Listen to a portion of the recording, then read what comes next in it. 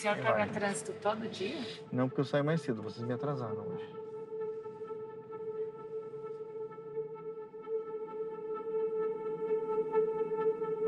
Eu demorei para entrar na faculdade de medicina. Primeiro vestibular não entrei, segundo não entrei na terceira vez. Eu falei, eu vou prestar vestibular até 80 anos de idade, mas vou ser médico. Eu mexo muito com emergência. Sofro muito quando perco um paciente. É o pior sentimento que a gente pode sentir. Mas ninguém é Deus, as pessoas morrem.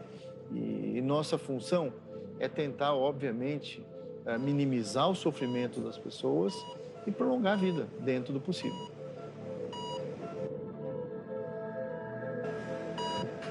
Minha vida é medicina, ponto.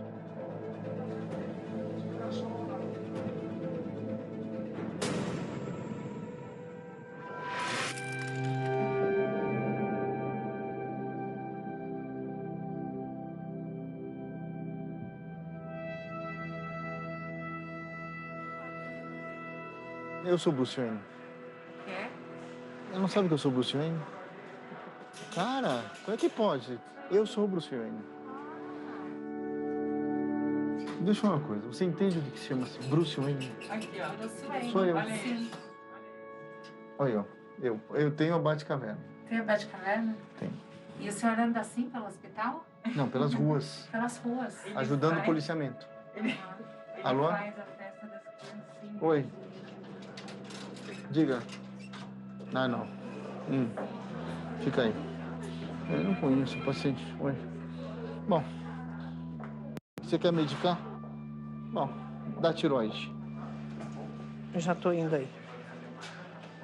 Bom dia. Você quer ir lá no quarto? Vamos passar a visita? Vamos. Tá bom? Lilice!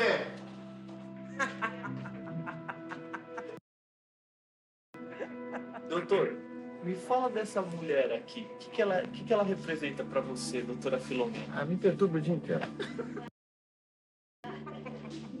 Eu tô aqui no Incor há 34 anos, ela tá há 28, né? Conheço ela há 30 anos e ela é uma das grandes UTIstas desse país. Tanto na área de pediatria, pós-operatório de cirurgias de criança, como de adulto. Então a Filomena hoje é, sem dúvida nenhuma, uma das maiores UTIstas do país. E na época Covid, então, ela foi uma grande responsável por trazer a tecnologia como ECMO, por exemplo.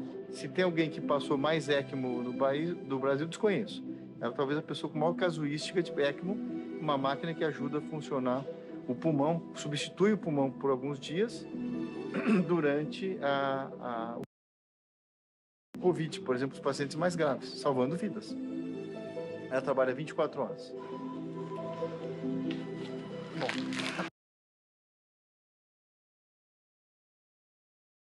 Tudo certinho aí? Ah, tá boa. Vamos diminuir, tirar o curário e vamos... Já tiramos. Tá. Demos torgena ontem. Vamos fazer traque. Eu tô sempre conectada com o telefone 24 horas, com os pacientes, com os médicos que trabalham comigo. Como eu rezei por você, graças a Deus. Obrigada. Linda. Costumo voltar muito para o hospital e quando eu vejo que eu posso fazer a diferença, eu volto.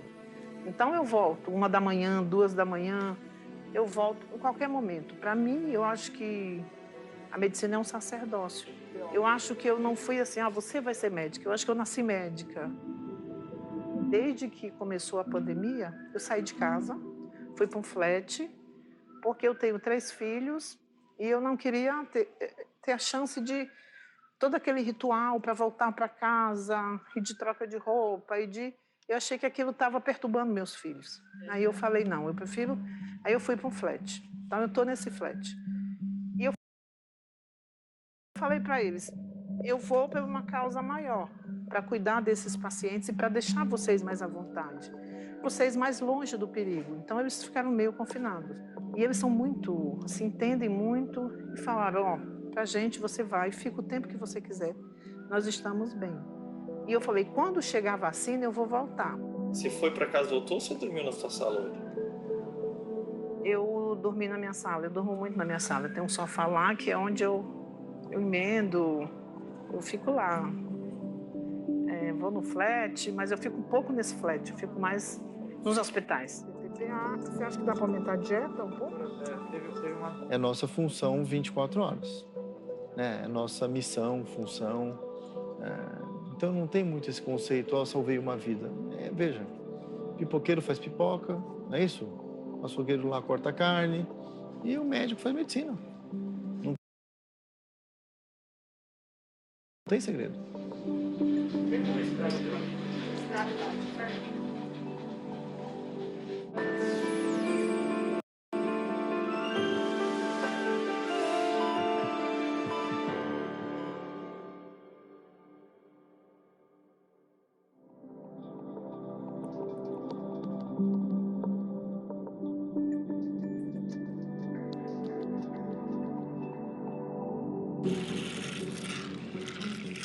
Na parte interna, né?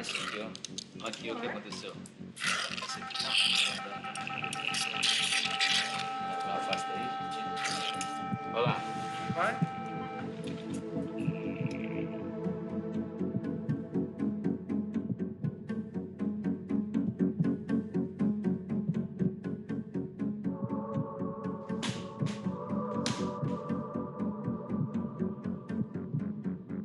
Ele começou com falta de ar.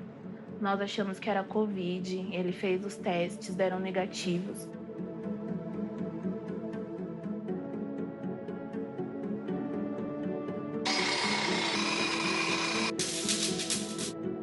Depois evoluiu para uma dor na barriga. Voltava para casa, a dor intensificava, voltava para o hospital. E ficou assim durante quase um mês, até ele ser internado. Aí, quando ele foi internado, fizeram exames complementares e deu uma alteração na vesícula. Até então, a gente pensa que é uma coisa comum de se tratar. Até suspeitavam de hepatite, porque ele começou a ficar muito amarelo, falência hepática. Mas tudo era por causa do coração, que não estava irrigando os órgãos e estava dando essa amarelão, porque o fígado estava falindo, sem irrigação do coração. No dia 11 de novembro, veio o diagnóstico de insuficiência cardíaca. E aí veio para casa, para ter acompanhamento ambulatorial, né, com cardiologista. Só que até hoje não teve esse acompanhamento ambulatorial. Ele precisou ser internado no INCOR, de urgência. Kennedy tem 28 anos, tem uma insuficiência cardíaca grave. Ele estava aqui já internado, esperando um transplante cardíaco. E ele tinha uma morte iminente, uma iminência de morte.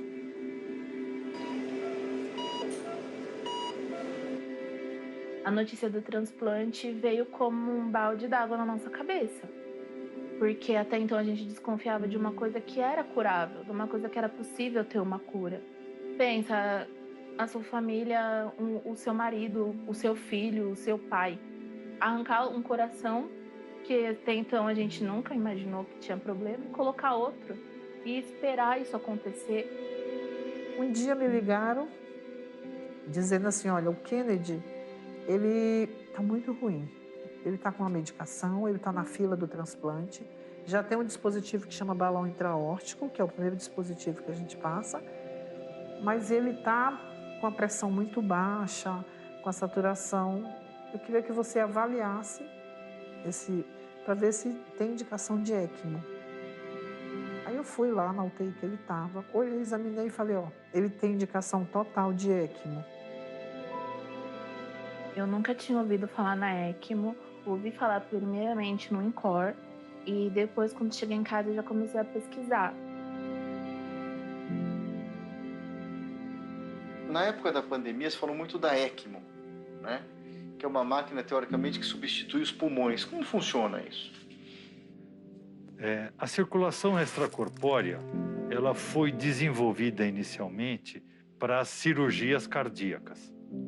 Depois, com evoluir, se percebeu que poderia ser usado essa metodologia, essa técnica, também para substituir os pulmões.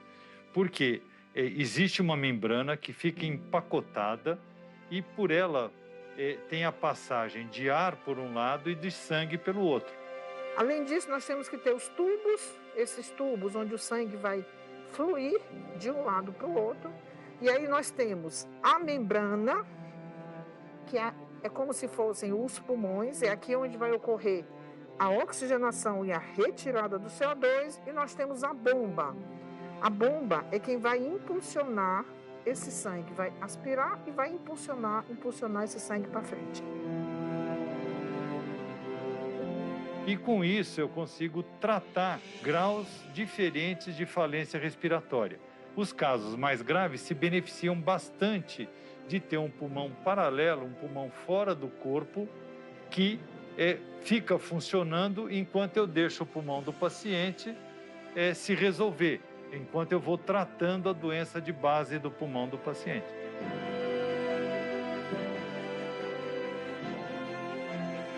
A ECMO é uma assistência que pode ser para o pulmão e para o coração, nesse caso era para o coração, que é uma assistência que a gente chama que pode ser ponte. Ela pode ser ponte para transplante, pode ser ponte para o coração recuperar, ou pode ser ponte para um coração artificial. Aí eu falei, bom, ele tem indicação, eu vou colocar a ECMO nele, e aí ele fica na fila do transplante para esperar o coração dele. Quando veio a notícia, na parte da manhã, que ele precisava ir para a ECMO, a gente ficou muito assustado, porque até então a ECMO é muito invasiva perto do balão. 16, 18, vou deixar ele 16. Agora já tem 16. Aí eu, na mesma hora, já acionei o meu time, vamos colocar em ECMO. Você vai ficar bom, não fique desesperado, isso aqui é uma passagem.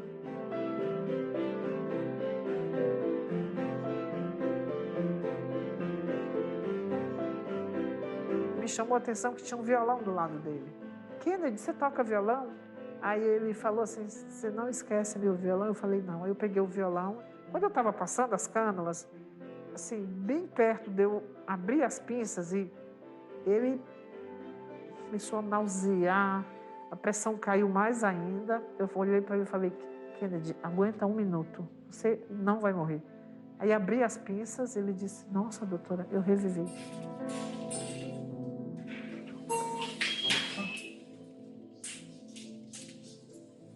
Na visita eu não sabia. Ah, tá ótimo.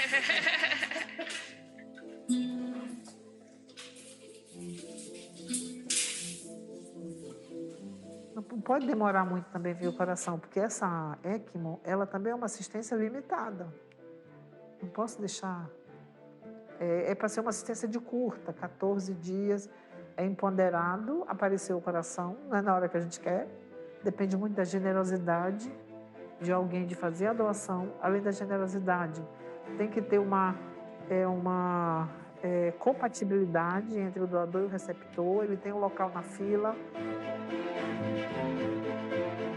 Foi um baque muito grande pra gente. Jamais imaginaríamos uma coisa dessa parecida acontecer justo com ele. Se fosse com qualquer outra pessoa da família, a gente iria entender. Mas com ele, era a mais improvável de todas. Alimentação super saudável, nada de fritura, nada de refrigerantes, nada de embutidos, conservantes, nem café entra dentro de casa.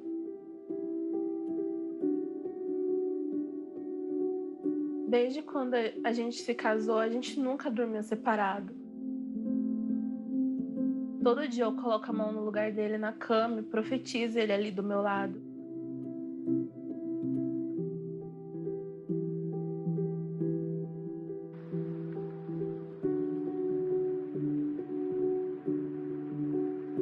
Se você é o Batman, quem é a Filomena? Mulher Maravilha. Não, Filomena não é nada, Filomena é médico. Nordestina. No caso de um paciente que a gente chama ponte para transplante, quer dizer, chega a um grau de insuficiência cardíaca muito grave, ele não sobreviveria. Então a ECMO foi o dispositivo utilizado para dar, obviamente, sustentação àquele coração ou fazer o papel do coração por um tempo até chegar ao doador, como foi o caso. Durante a pandemia, quer dizer, a ECMO, chamada venovenosa, que ela dá suporte ao pulmão. Existe, obviamente, há vários anos, mas na pandemia foi muito utilizado.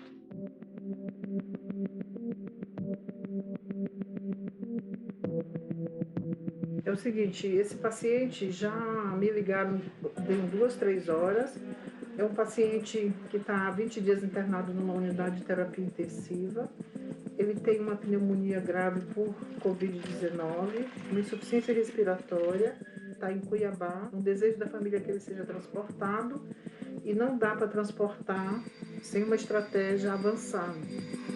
A gente precisa levar tudo.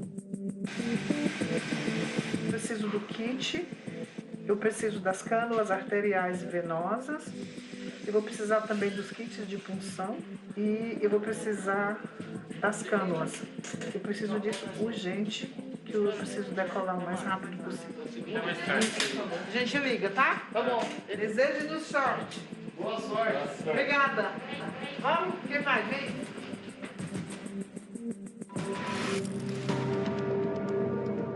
Eu vou confessar uma coisa, eu tenho muito medo de voar. Eu quase não viajo assim para me divertir, porque eu tenho muito medo de voo. Mas quando é para buscar um paciente, eu acho que eu fico imbuída de um sentimento tão grande de ver que eu coloco o medo de lado. Doutora, a senhora acordou que horas hoje? Acordei 5h40. Tá cansada? Não, ainda tenho muito gás para gastar, estou feliz. Hoje eu me vacinei, esperei muito esse momento onde eu vi os outros pacientes em mim. Então a esperança, a resiliência, tudo aquilo que eu dizia para os doentes, hoje foi uma realização. Eu quero mais, quero ir logo resolver esse paciente, colocar em ECMO, trazer para São Paulo, para o Infor. Vamos cuidar de mais um. Tchau, gente.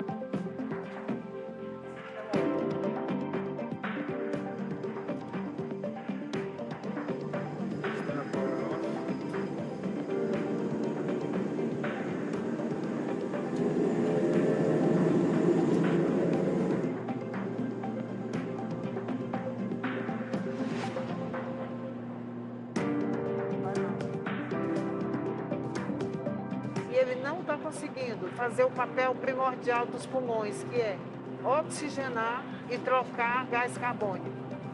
Então, se nada for feito, esse doente tem muita chance dele não resistir nos próximos dias ou nas próximas horas.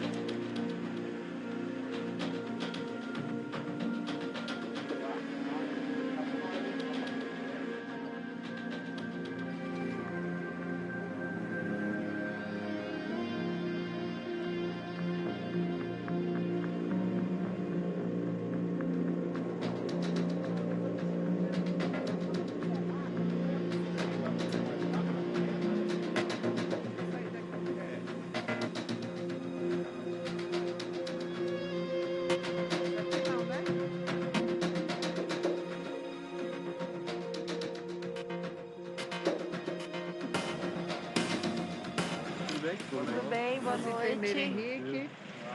Ele então. Já pega o telefone da dona Pega o meu. ela que vai cuidar do seu pai. Sim. Mas é tudo assim, tudo certinho, tá? Maravilha.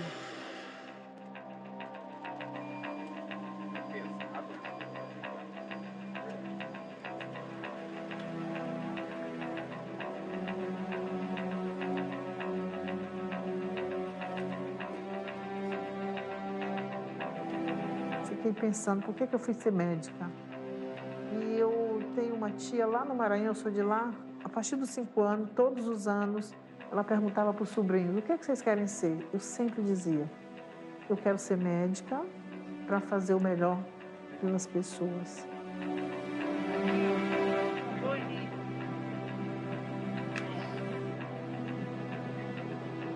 Esse procedimento é um último recurso? Não é o último recurso, mas é um recurso a mais. A ECMO é uma estratégia, é um suporte. A ECMO não cura. A ECMO, ela dá suporte aos pulmões enquanto os mesmos descansam. Porque os pulmões desse paciente, provavelmente eles estão muito inflamados, muito acometidos pelo vírus, por esse terrível vírus, e ele não está conseguindo fazer o papel primordial dos pulmões, que é oxigenar e trocar gás carbônico.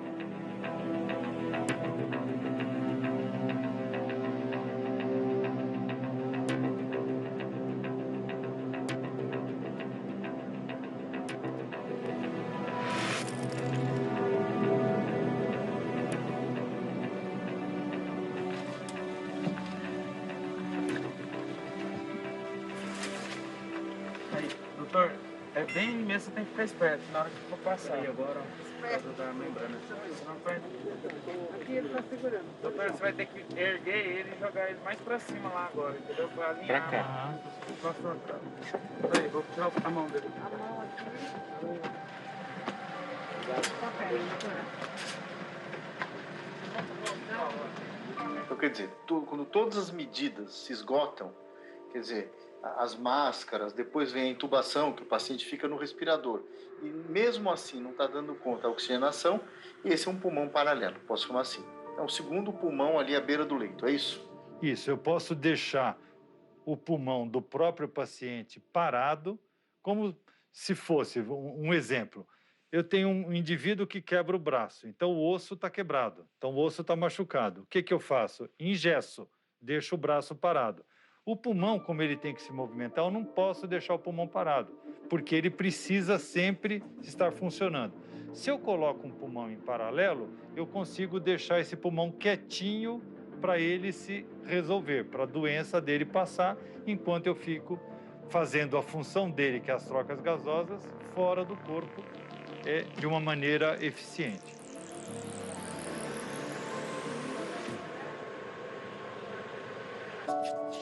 Bom, agora depois de quase 12 horas que a gente foi resgatar o paciente, instalamos a ECMO, foi um procedimento tranquilo. A viagem também foi normal, foi dentro dos parâmetros todos estáveis. Agora chegou aqui na UTI, nessa UTI onde eu também coordeno, e aqui nós vamos continuar o tratamento do paciente. Deverá ficar em ECMO por 6, 7 dias. Depois nós vamos fazendo testes de autonomia, vamos diminuindo a ECMO e vamos testando se o pulmão do paciente já tem condições de promover a oxigenação e a retirada de CO2 sem auxílio da ECMO. É uma longa batalha, estamos apenas no começo. Dizem que as pessoas ficavam 6, 7 dias, até 10 dias, mas eu fiquei 27. Foi onde os médicos chegaram na minha filha e falaram, ela não tem chance.